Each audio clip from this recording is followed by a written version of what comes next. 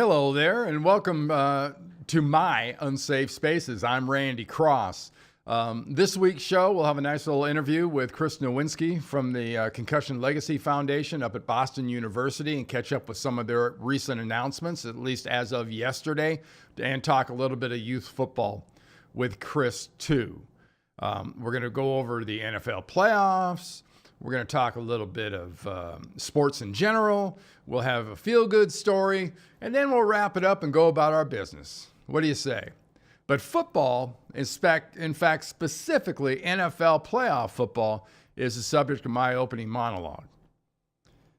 When you look at the playoffs as we sit right now, going into conference championship weekend, or actually day coming up this Sunday, one thing comes to mind, and that's the total inequity of what we're being sold. Now, let's start with, we'll take a look at the pictures of the 4 quarterbacks involved. And I got a little song to go with the pictures. You remember this one, don't you? These things is not like the others. One of these things doesn't belong. Can you tell? Yep, one of these things does not belong. Blake Bortles, Case Keenum, Nick Foles, and Tom Brady. The first 3, they've got 5 starts in the NFL playoffs under their belt. Tom Brady, he's just got 5 championships, 5 Super Bowl trophies under his belt. And we're supposed to think this is like not a done deal now? No Roethlisberger, no Drew Brees still involved. And this is supposed to be, even the Falcons and Matt Ryan, who had that big lead last year in the Super Bowl, we're supposed to believe that this is going to create some sort of great new setup? Wow. No, I'm sorry. You know, Bortles and the Jags at the Patriots, why is that different from last week? Heck, the Tennessee Titans own the Jaguars. They get a matchup with them. Tennessee's in the Super Bowl. But they can't beat the Patriots, and I don't think the Jags can either. I mean, God bless the Philadelphia Eagles and their great record, but, you know, they're without their best player at quarterback. And not having Carson Wentz makes this matchup with the Minnesota Vikings and their defense and Case Keenum a little less than spectacular to look at. So with the 2017 season being what it has been from the standpoint of bad PR after bad PR for the NFL and the suffering they've done from the standpoint of ratings and whatnot, we've got a championship Sunday and then a Super Bowl.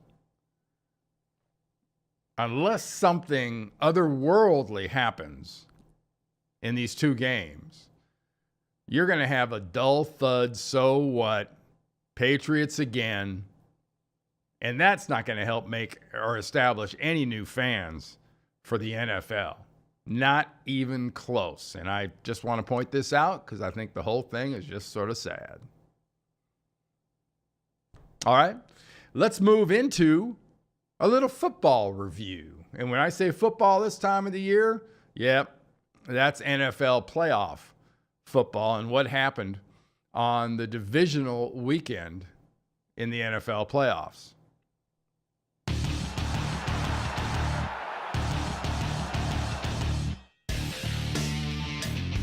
Yep, everybody wants to be in that Super Bowl in Minneapolis come the first week of February. And the first game that we're going to talk about here from last Saturday, first game up was Falcons and Eagles. And man, it was a pretty good game. It was fun to watch. Came right down to the very bloody end, last play of the game, with an attempt by Matt Ryan to hit Julio Jones. Did not work out. But when you look at the highlights themselves, there was plenty to like about this game. You know, many thought, and I'm among those many, that the Falcons wouldn't get this far this year. Well, they did. They got to the divisional round, and it came down to a defensive struggle. One thing turns around here on a possession for Philadelphia. They turn that into a big touchdown by LeGarrette Blount. Falcons are able to dump that ball off. Nice play by Matt Ryan, getting the ball to Devontae Freeman. That gave the Falcons a pretty good looking situation there. They're ahead. Philadelphia's got a chance. Can they match it? Yes, they can. Now you're looking at 12-10. You're looking at a last possession coming up here. Now we're 15-10. Falcons are getting the ball back. Matt Ryan in the past has been able to pull a lot of these off. In fact, this was 2016 season. Falcons probably win this. But it's just a different offense. And there's no sugarcoating it. The Falcons are not the same. Maybe it is the coordinator. Maybe his sort of simpatico in there with his quarterback. They're not thinking with one brain. Well, their one brain is on the sideline because Philadelphia won that game. The second game on Saturday was a pretty easy one to explain. It was the New England Patriots having the Tennessee Titans come up into the freezer box that was Gillette Stadium, and it was never really close. Marcus Mariota never had a chance. He was harassed. He was hit. Their running game never really had a chance to be the difference. And just frankly, the defense could not handle that Patriots offense. So it was pretty much easy breezy for the New England Patriots. Come up for Sunday's games. Sunday's games, nice example of fun to watch football. Now, I'm not a defensive guy. So a game like this between the Steelers and the Jags, it's my kind of football. It's offense. Jaguars won it 45-42. Now, as we roll through these highlights, keep in mind, Jaguars had one of the best defenses in the league this year. Steelers have a defense that pretty much year in and year out is one of the highest ranked defenses in the league. Jags are just different. They have a really good offensive line. They've got a rookie running back in Leonard Fournette that has made a gigantic difference to their football team. And like I said, their defense in the past has been really good. They got off to a big start. They got off to a big lead. And then they basically made Ben Roethlisberger and the Pittsburgh Steelers just throw the ball. Well, sometimes that works out well. And sometimes what that does is that basically creates a scoring contest. So it's 21-0. In most games between a team that runs the ball well and a really good defense, this game is over. But Ben Roethlisberger, Antonio Brown, the rest of the Pittsburgh Steelers, they weren't having any of it. They came back. They made things happen. The Jags defense made things happen, and it turned into a can you match this the rest of the game.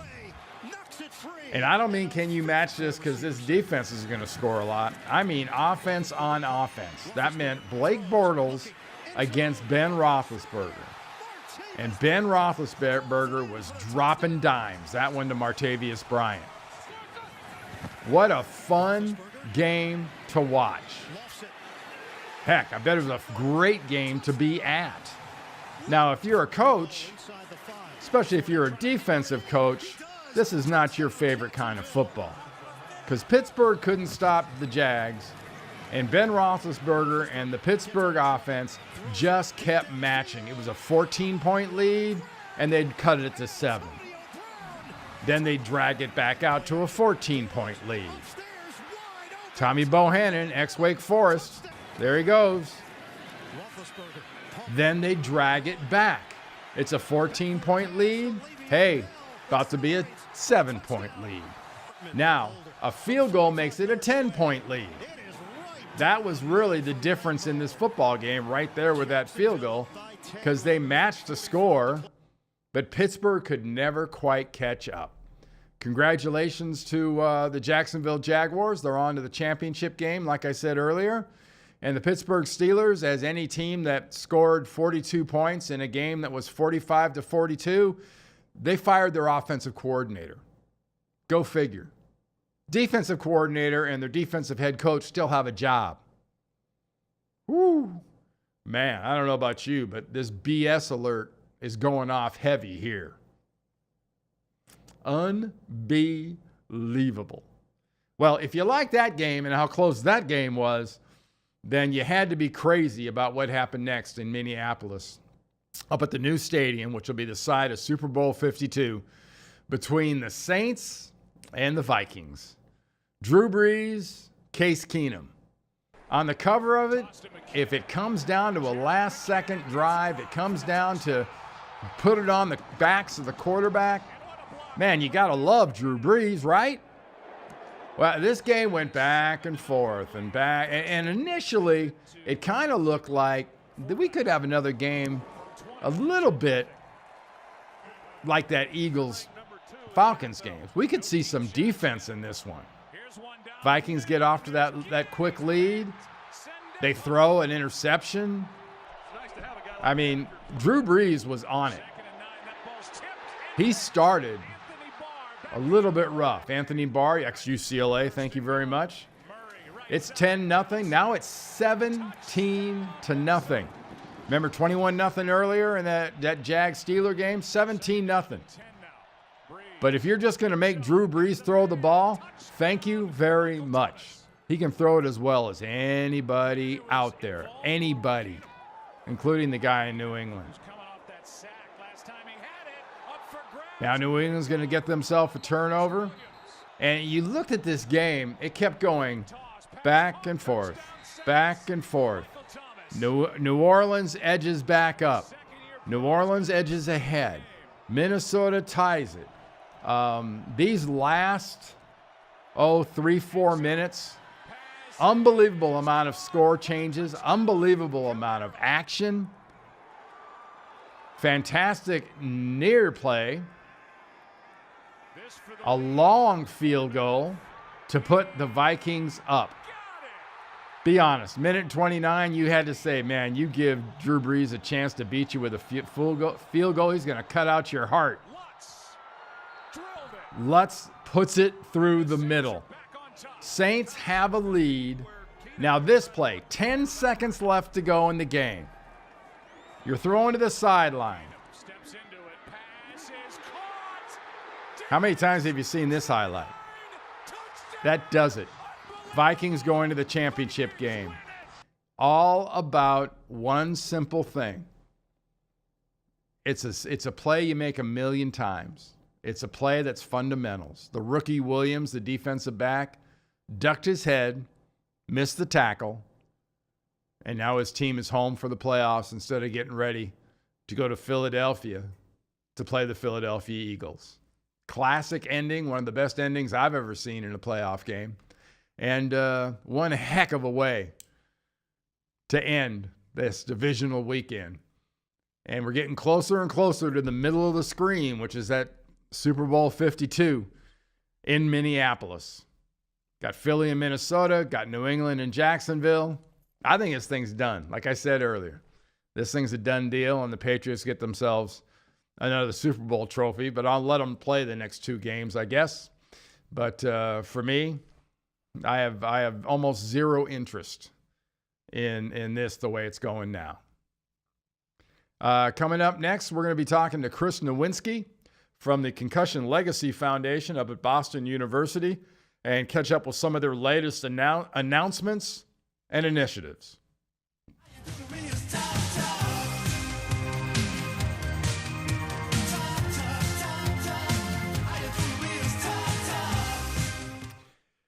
All right, now, in our interview coming up for this show, we're going to be joined here by Chris Nowinski. He's the CEO and co-founder of the Concussion Legacy Foundation up at Boston U, which happens to also be the place that a little less than a year ago I donated my brain to for study. And they have done the cutting-edge work when it comes to investigating causes into traumatic brain injury, CTE, and things like that. And joining us right now is Chris Nowinski. Chris, thanks for coming on. My pleasure, Randy. Thanks for the invitation. Yeah. Hey, quite a day yesterday for all of you. Could you go over for our listeners a little bit as to what went on with you guys at Concussion Legacy Foundation yesterday? It was a big day. So at 10 a.m., a new study was released that the foundation provided the seed funding for to investigate, or really to create an animal model of CTE. We'll never really be able to develop treatments or really understand what's happening in CT without first developing a model for it. And so what Dr. Lee Goldstein and his team, led by Boston University, but it involved over 20 researchers at different universities around on 3 continents, is they were able to recreate essentially mouse CTE with just hitting mice in the head who showed no signs of concussion. So the idea has been that we've never had a model that sort of recreated what like a football head impact is, where you get hit hard, but you're fine. No one can tell anything's wrong with you. So he was able to recreate that model. And what he was essentially able to prove was that concussion signs don't correlate to whether or not you see CT pathology in the brain. And it looks like we've proved that CT can be caused by just simple repetitive hits that don't cause symptoms. And that's what we suspected all along. And that's why we think in our brain bank, 20% of the brains have never had diagnosed concussion. Because if you think about it, for guys like you and me, we've been hit in the head 10,000 times. You unfortunately a little more. Yeah. And a couple of those caused any symptoms, but the rest could still be damaging our brain, causing what we're seeing is like early micro bleeds and breakdown of the blood-brain barrier, and what we think are what appears to be the early signs of CT as compared to our human early CT cases. So now that we have that, it's a big step towards establishing that we're not going to solve the CT problem just by focusing on concussions, and we have to stop repetitive hits to the head. And so the next step was at 2:00, and they happen to fall on the same day, but they weren't designed to. The afternoon announcement has been in the work for over a year, but we launched our Flag Football Under 14 campaign. Mm-hmm. Essentially, the idea is that if we want to actually, as in July we published that we diagnosed CTE in 110 of the first 111 NFL players we studied, and even 3 of 14 high school players. And all the evidence is showing us that CTE in relationship with head hits is like lung cancer in its relationship with cigarettes. The more cigarettes you smoke, the longer you smoke, the greater your risk. That's what all the evidence is telling us about CT and head hits. And so we said, okay, if that's the case, how do you actually prevent the next generation of football players from developing CTE at an unacceptable rate? And that we decided that the simplest way to do that is to stop hitting kids in the head when they're young. Yeah, imagine that. Yeah, who knew? If you want to cut 9 years off someone's career, you can't tell Randy Cross you can't go make money in the NFL as an adult, but you can tell a 5-year-old, hey, this isn't right for you yet. You should wait till your brain is developed far more than it is at 5. And then maybe you can try taking on a risky activity like football. And so, there's a lot of reasons why we went to 14. All that information's at flagfootballu14.org. But we had a press conference with Dr. Robert Cantu, our medical director, Dr. Lee Goldstein, the PI of the study, and then Hall of Famer Nick Buonaconti, Hall of Famer Harry Carson, and Raiders legend Phil Vipiano, all there backing, hey, football's, adult football is fine, teenage, college is fine, high school, but we shouldn't have kids playing tackle before high school. And if we do that, we actually solve most of the CTE problem. And Chris, Nick Buonaconti is actually being affected, some cognitive issues related to his football career now, right? He has dementia. Okay. So he's got not only dementia, but enormous motor problems. So he's confined mostly to a wheelchair. Okay.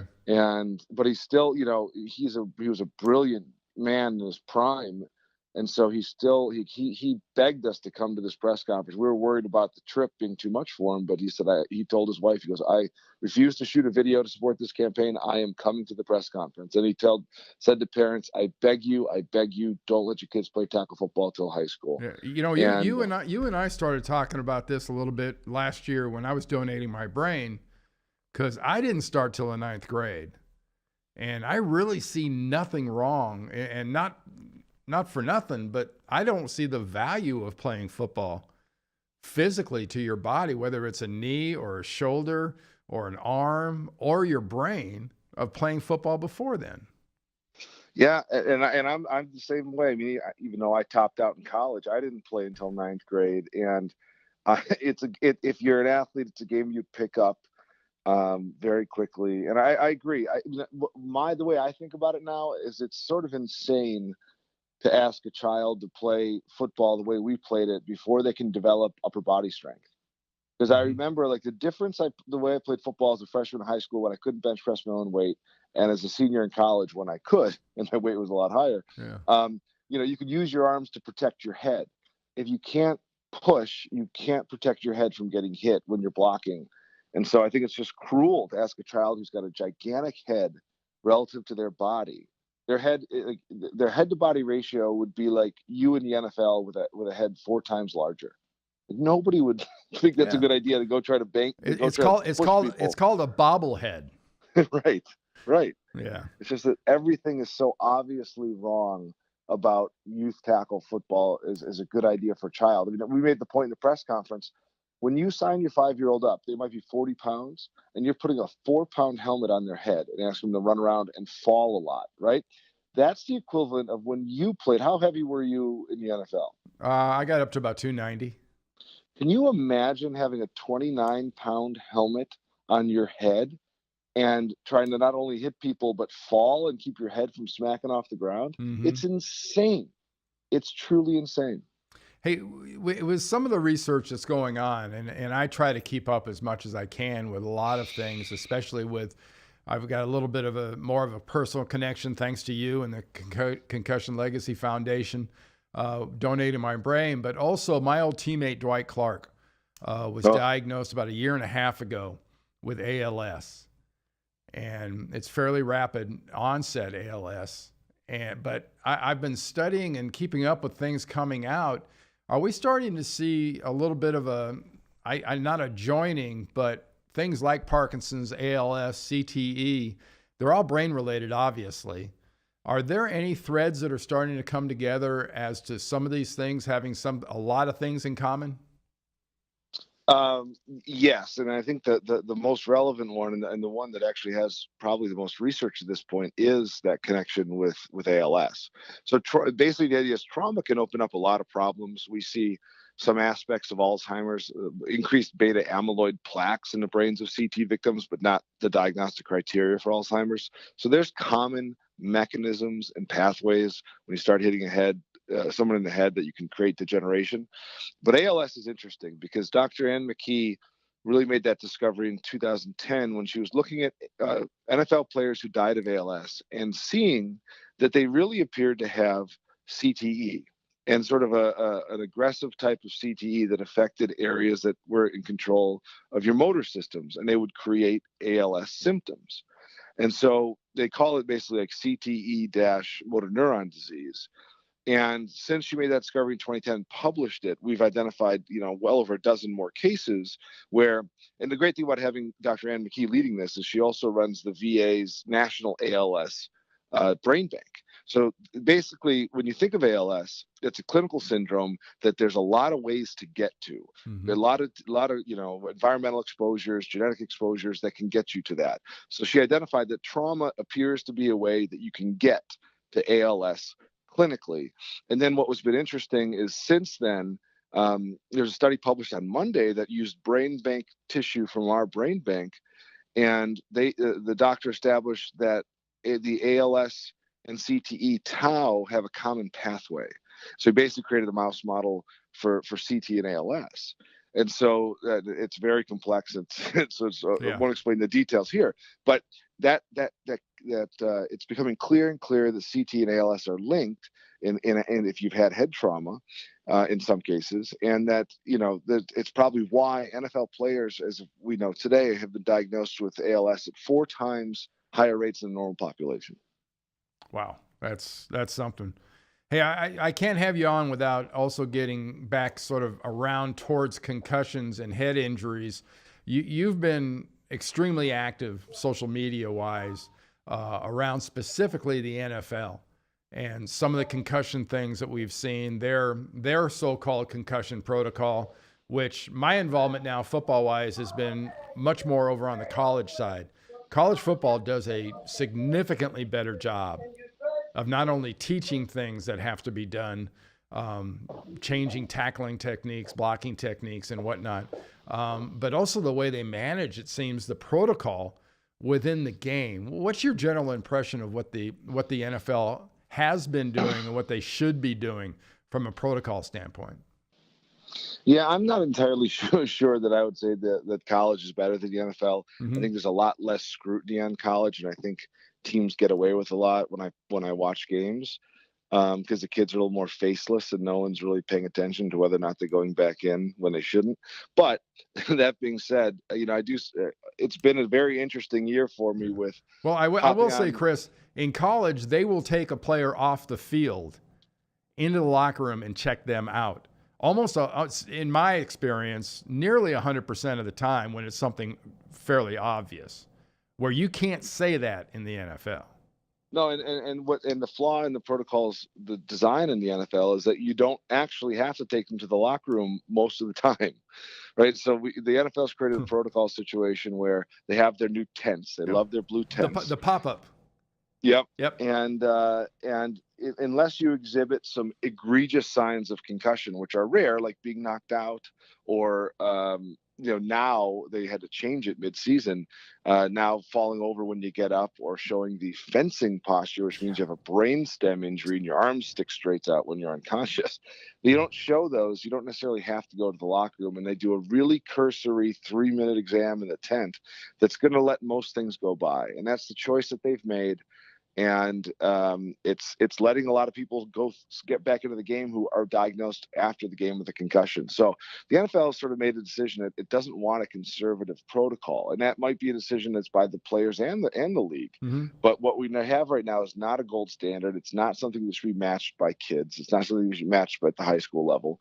And I've made a lot of awareness about it because I occasionally watch games on Sunday, and I just happen to catch a lot of the worst concussions where guys had clear signs, should not have gone back in, but somehow the protocol failed and they went back in, and I call it out on Twitter, and suddenly I've got 5,000 retweets, and there's media articles are quoting my Twitter saying that they need to investigate the hits. So it's an interesting use of social media to police the NFL's protocol, but it's been incredibly valuable in actually getting them to change their protocol week 15, which is unprecedented. Yeah, well, it's a credit to you and a credit to a lot of the people out there that are doing a lot of this research and being so aggressive and proactive about bringing this information to the public. Really want to personally thank you, and on behalf of a lot of people, thank you for the work that you've done. Well, thank you. And the fans, it's fascinating to see how tuned in the fans now are when they get angry that their star player is going back in when it shouldn't, because, we're all human beings and we don't want to watch someone suffer unnecessarily. So I think that message will get to the NFL too, that the fans don't want to see their players suffer unnecessarily. Yeah. Every time I tweet something about these situations, I always put a little hashtag, cue the meatheads. Because following up that kind of a tweet about concussion is, why don't we just put dresses on them? Or, they're just playing football. It's like, well, not anymore. No, and it's cool to see that so many people actually stand up to those people now and say, these are human beings and it doesn't have to be this way. And, you go do that and then get improper medical care and see how you feel. All right. So again, it's concussionfoundation.org. is the website, and also for flag football, u14.org. Yes, sir. All righty. That's the places to go. He's Chris Nowinski with Concussion Legacy Foundation. They've been doing all the great work research-wise. He's the CEO and co-founder. And Chris, thank you for joining me. Thank you, Randy, and thanks again for your brain, but you make sure to take good care of it. We don't want it anytime soon. I've got no intention of handing that sucker over in a long time. Thanks, Chris. All right, thanks. All right, Randy. man. Bye-bye.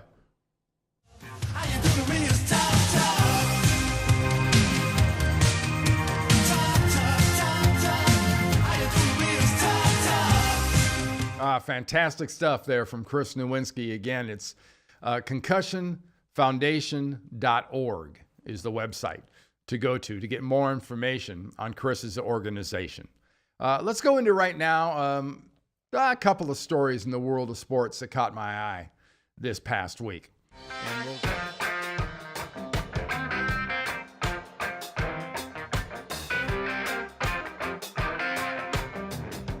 And we'll kick that off with the number one story I thought of the week.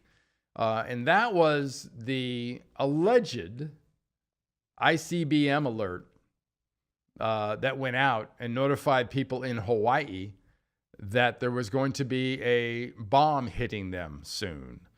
Well, last week, the PGA was on the islands. They were playing. So can you imagine being in Hawaii and have suddenly this come over your phone? And this is just an example of what some of the PGA guys were going through. Read some of these comments. You know, can't be good. Everyone's freaking out. You know, I'm under a mattress in the bathtub with my wife and baby and the in-laws. It's horrendous that something like this. Talk about unorganized. And it's not so much as something could happen like this.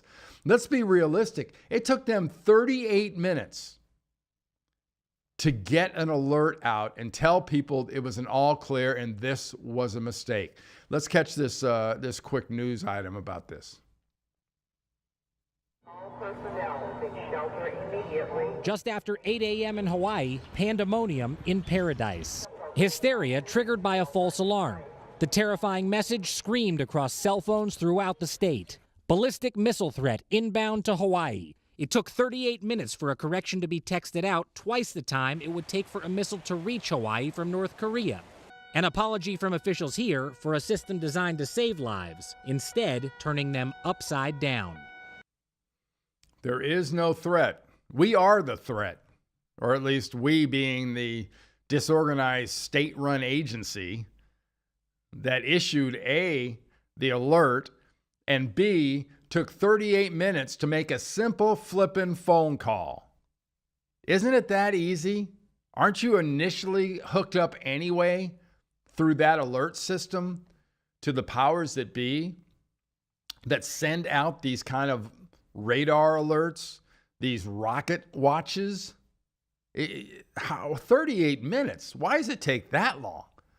That's something that should have been resolved in, I'll give them 10 minutes max. It's horrific that happened to those poor people. That'll be an event in their life that they will never, ever, ever forget. Because let's be honest, that is something that pops up. That's an alert that's telling you, I don't care if you're in a bathtub. I don't care if you're in a sewer drain. I don't care where you try to go. It's a nuclear attack. You are dead. And you'll never forget those horrific 38 minutes where every single second of those 38 minutes, you thought you were about to die. Inexcusable. Inexcusable. Also, in the world of sports, or at least sports affected, we talked a little bit about the Titans-Patriots game. Mike Mularkey, the head coach of the Tennessee Titans, was fired.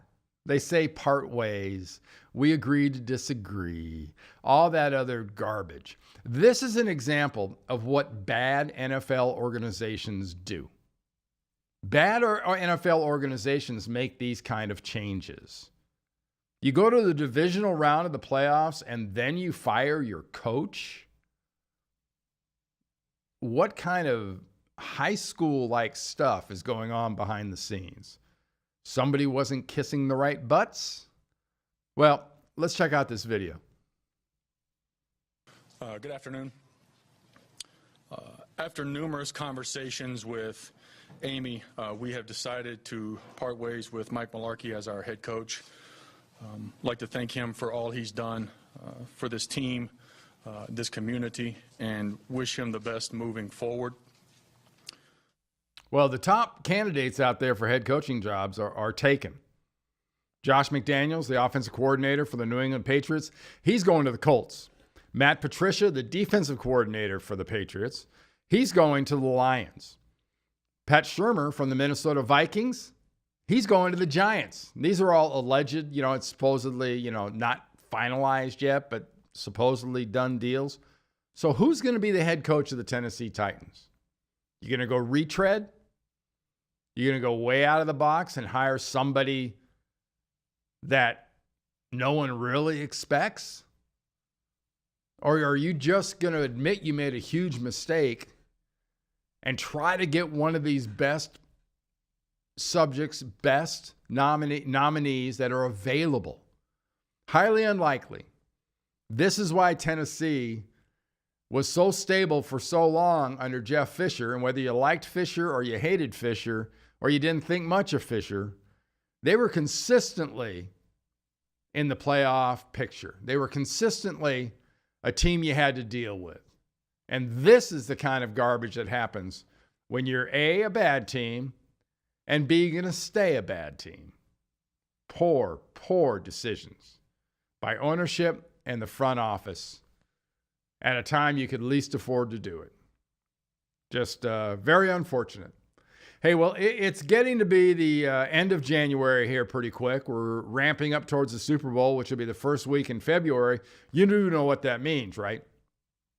For a lot of sports fans out there, that means baseball.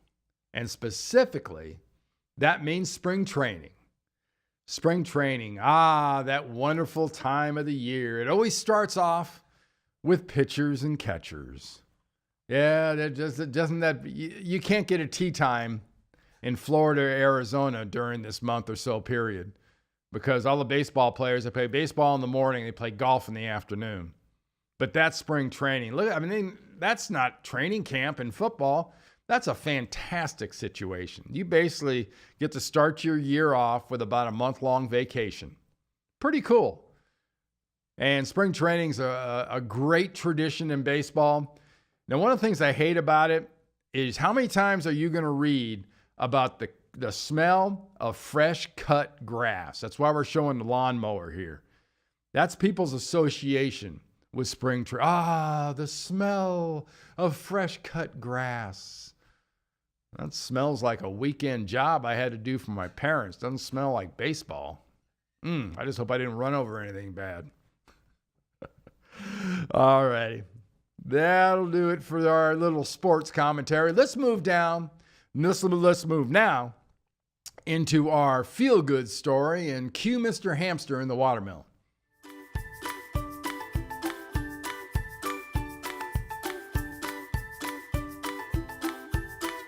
All right. Our feel-good story of the week this week has got nothing to do per se with just people doing great things for other people. We hear so much about our environment, and there are innumerable people that walk among us that think the world is about to end because we're ruining our environment, and every critical species is about to go extinct. And it's all because of the money grubbers and the deniers and people that don't quite think that, the caps are melting and the sea is rising and we're all going to hell. Well, I got some good news for you, and that's our feel-good story of the week. Because when was the last time you heard about whale sightings? All right? Well, maybe in Hawaii, maybe with friends that were on vacation. Maybe on the West Coast, down in San Diego area, maybe up in the Bay Area, they have a sighting every once and again. How about a whale sighting, a humpback whale sighting in New York City waters? No, I'm serious. The whales are back in the New York City area, and that's got to be a good thing. Please, more than willing to be corrected on this. But try to tell me that's negative, that you have humpback whales back in the waters around New York City. They've got tourist boats now that are going out in those waters and running tours. I just think that's fantastic. Check out this video. In Rockaway, Queens, steering with Manhattan's skyline to the side, the American Princess sets sail on a whale-watching expedition. Catherine Granton is a naturalist who studies whales. So what I'm looking for is the next blow. And she's seeing more humpbacks swimming through New York Harbor. John Cronin is a renowned environmentalist. A humpback whale does not know that it's swimming through a city. That is what makes this such an amazing place. A whale sighting may look like an acrobatic display. The whale's fluke set against the city's skyscrapers. But this whale is lunge feeding, attacking fish called menhaden. One of the things that brings everything together is this food chain. Quite a change from the 70s and 80s, when Cronin knows the waters were a wasteland. As the first Hudson River keeper, Cronin patrolled this waterway for polluters. Now, 30-some-odd years later, it's how much better? We are seeing some biological rejuvenation. Rejuvenation spawned by decades of cleanup, which began with the passing of the Clean Water Act in 1972. The cleaner water has lured back the fish that whales like Patchy feast on. But this whale is very distinctive because it has a patch on the left side of its cheek. Seaswerda says that Patchy also has a distinct injured dorsal fin. It was probably knocked off by a boat in this busy shipping area. As human activity and whales come together, there are some concerns. There are still obstacles to navigate, but given that humpbacks were on the endangered species list just a year ago, the recent sightings are a sign. That's the hope, that this is an indication not just for the water quality of New York, but that we're making that progress nationally. So there you go. There's some good news on the environment. And isn't it amazing? The Clean Water Act, 1972. And you lose track of how long it takes, I think, at times, when you make good decisions for them to really start paying off down the line. And what is this, 45 years since that Clean Water Act was put into place? It's sad that you've got to have legislation to tell people not to dump their garbage into the flipping water. But we did. It's worked. And the whales are back. Hey, I want to thank you for joining me on this week's Unsafe Spaces. Again, I'm Randy Cross. This is Unsafe Spaces. If you want to find this show, it's really pretty easy. You go to unsafespacesusa.com. Heck, you even go to randycross.com. You can find it there. You go to YouTube, you go to SoundCloud, you go to iTunes, you go to Facebook, and you go to Twitter. And at the end of every show, we've done a little holiday happy trails. We're going back to our spinning trucks happy trails. Happy trails to you until we meet again. Who cares about the clouds when we're together? Just sing a song and bring the sunny weather.